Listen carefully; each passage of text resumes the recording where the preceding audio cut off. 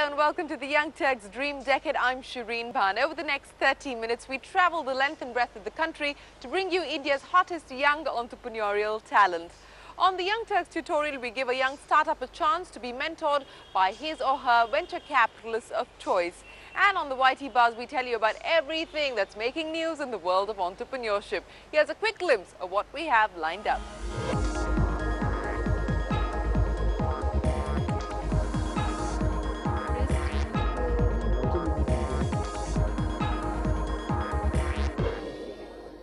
Our first guest is a 28-year-old second-generation entrepreneur. Atit joined his family business Hindustan Tin Works in 2004, and since then, he's helped grow the company's revenues to 300 crore rupees. A leading manufacturer of metal packaging, Hindustan Tin Works is a supplier to companies like Parle Agro, Reckitt Benchkiser and Nestle. Shruti went on the road to find out what Atit has in store for Hindustan Tin Works.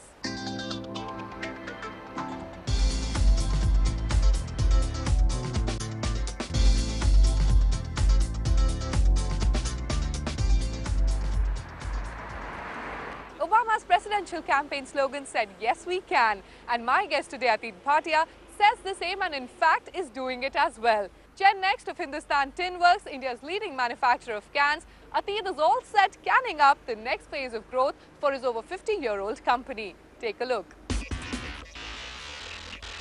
In 1977, when Atit Bhatia's family took over Hindustan Tin Works, they began the works to mold India's leading metal can manufacturing company. From a sick unit then to a 300 crore rupee metal packaging business today, Atit is now taking over the reins as a second-generation entrepreneur.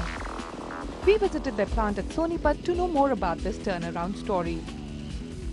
In 2006, Hindustan Tin Works partnered Rexam PLC of UK to form a joint venture company, Rexam Hindustan Tin Works Beverage Can India, country's first two-piece can manufacturer.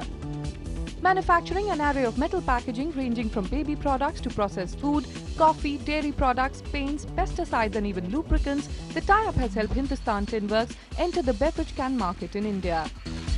Consuming 25,000 metric tons of tin plate every year, Hindustan Tin Works has an installed capacity to manufacture 250 million cans annually. You joined the business in 2004 and you pretty much worked your way up. How was the experience like, and were there apprehensions as there are aspirations to be met? It was quite challenging. Then when I saw the opportunity and I got an official kickstart with basing myself in Mumbai and setting up a greenfield project for two-piece beverage cans, I think all the apprehensions took a back seat and then there was no looking back. So what has been your focus since you've joined? What have you brought to the table?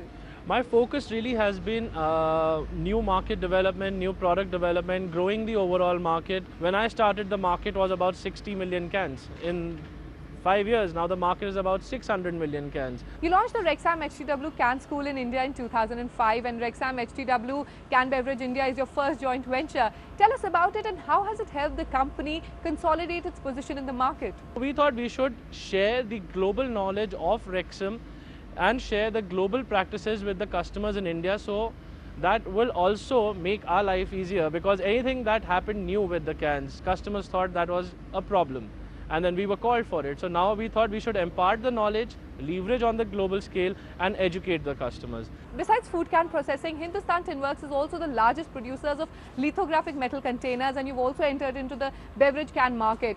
How has the going been in those segments? We've seen phenomenal growth in the beverage can market. Has grown substantially in the last 5 years. We are still bullish about the beverage can market. We think it's going to grow 25% year on year. Other markets that are growing, we feel paint segment is growing. There is significant growth, similar 25-30% growth in the aerosol can segment also. Okay. So the company is focusing on various segments other than food, where we are seeing good growth in the market, and the company will be moving forward in investing into new technologies and coming up with growing products.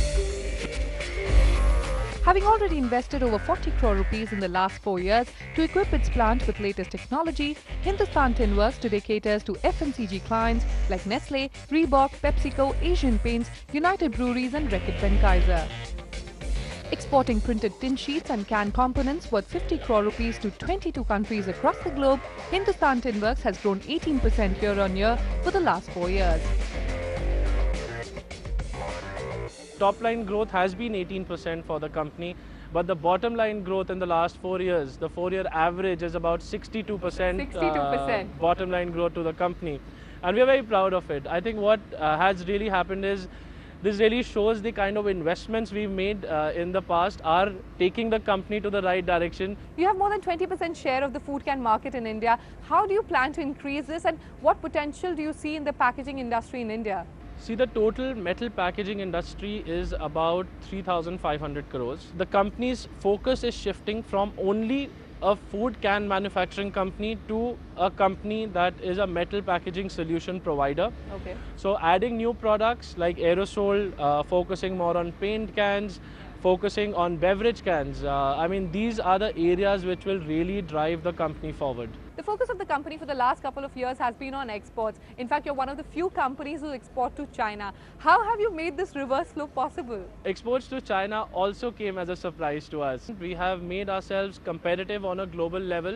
What we export to China are the ends, which has almost zero freight, very little freight. So I think the right technology is what we have. You launched the Can Environment Week in 2010. What was the idea behind it? To mark the 200th birth year of a can. The can was invented in 1810. We thought we should launch a campaign from the concept of the World Recycling Day and the World Environment Day. So we marked a Can Environment Week for the world. What we did was we got support from 8 countries around the world. So we thought while doing all these things, we should do something for the people who are really involved in the recycling chain. So we identified rack pickers as the cog in the recycling wheel. We did a lot for the upliftment of their lives. We provided rural health insurance schemes to 200 rack pickers. Taking the business forward, Atit has plans to set up more manufacturing units across the country. But there are plenty of challenges on the road ahead. There is not anything specific being done for our industry, though we had lobbied from the industry to have, let's say, fiscal incentives to promote environment-friendly packaging. Yeah. With the recent ban on gutka packaging, which you must have heard of, you know, they don't have an alternate that is cost-effective. So in order to encourage the FMCG players to go for environment-friendly packages, we thought we should ask the government to provide some incentives. Yeah. Secondly, our industry also faces we are an inverted duty structure. So we face a big challenge of SANVAT accumulation credits. So we had also asked the government to somehow provide refund to our industry, because that money should be available to us for capex and further expansion. But something that good has happened, as the income tax surcharge from 7.5 has gone down to 5%. Yeah. So that should give us a little more money for our expansion projects. So clearly you're not very happy with the budget, but with the talking about GST, it's scheduled for 2012. What are your plans with that, and how is it going to impact your business? I think GST overall for the country would be the biggest boom. I think we need simplification of taxes, and it's good if it can come out in 2012. If it addresses the SANVAT accumulation issue, that would be very helpful for our business. All right, talking about your future plans, are you looking at setting up more manufacturing units to just facilitate more exports? So in principle, decision is to move to an alternate location. We are still waiting for the right scale, the right time. We are working on the blueprint of the project. So any plans of acquiring a company, and if you are, then what markets would you be looking at? So as a company, we are looking at opportunities for acquisitions. As soon as we have the right opportunity, I think we will jump And for it will be in the similar space? The Indian market is only growing at 5%. If there are other markets which are growing faster, we do not mind investing in other And markets. what would those other markets be? The world is flat.